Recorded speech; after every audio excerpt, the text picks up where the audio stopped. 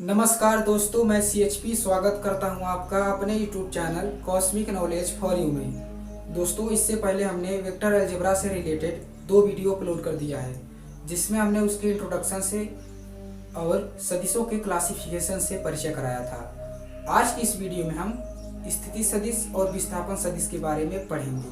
तो आइए चलिए इस वीडियो को स्टार्ट करते हैं। दोस्तों, जानते हैं सबसे पहले स्थिति सदिश की परिभाषा। तो हमने इसे लिख रखा है और मैं इसी परिभाषा के जरिए आपको समझाने की कोशिश करूंगा। परिभाषा है कि किसी बिंदु की मूल बिंदु के सापेक्ष स्थिति उस बिंदु का स्थिति सदिश कहलाता है। डेफिनेशन बिल्कुल आसान है, लिसन केयरफुली। किसी बिंदु की मूल बिंदु के सापेक्ष स्थिति उस बिंदु का स्थिति सदिश कहलाता है। अब ये परिभाषा क्या कह रही है, इसे समझने की कोशिश करते हैं। दोस्तों, आपने जो त्रिविम ज्यामिति होती है उसके बारे में पढ़ा होगा। तो उसमें 3 एक्सिस होते हैं, एक्स अक्ष, वाई अक्ष और जेड अक्ष। दोस्तों, मैं आपको एक बात बता दूं, जो एक्स अक्ष की ओर एक मात्रक सदिश होता है, उसके बारे में जब मैंने उस दिन मात्रक सदिश के डेफिनेशन बता रहा था तो उस दिन मैं भूल गया था। आज उसे समझ लीजिए।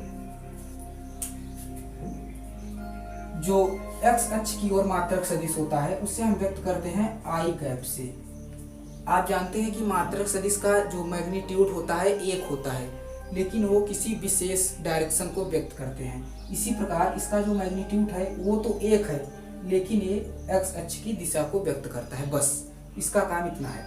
इसी प्रकार वाई अक्ष की जो दिशा है वो जे कैप व्यक्त करता है, यानी जे कैप एक मात्रक सदिश है जिसका परिमाण 1 है और वो वाई अक्ष के डायरेक्शन को व्यक्त करता है।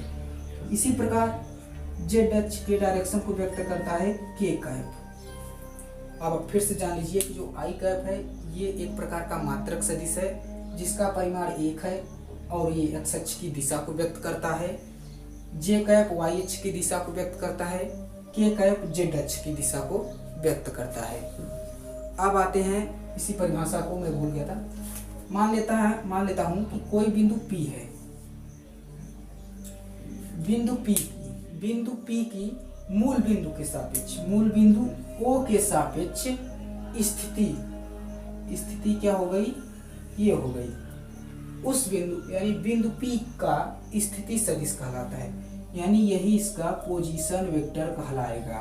करेक्ट। मान लेता हूं कि इसका निर्देशांक x, y, z है। क्यों z 3? क्योंकि ये 3 डायमेंशन में पड़ रहा है, तो यहाँ मैंने 3 निर्देशांक लिया। अब देखिए, इसको हम जो बिंदु P का पोजीशन वेक्टर है उसे रिप्रेजेंट कैसे करेंगे, कैसे निरूपित करेंगे। तो मैं यहाँ लिख दे रहा हूँ, यहाँ उसे हम रिप्रेजेंट करेंगे वेक्टर OP बराबर वेक्टर R। वेक्टर OP बराबर वेक्टर R एक्स आई कैप, वाई जे कैप, जेड के कैप। इस प्रकार हम बिंदु P के पोजीशन वेक्टर को व्यक्त करेंगे। परिभाषा फिर से सुन लीजिए।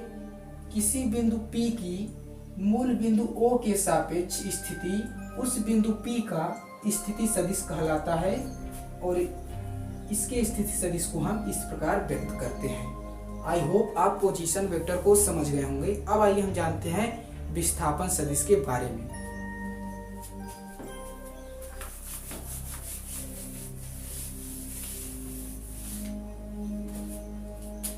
विस्थापन सदिश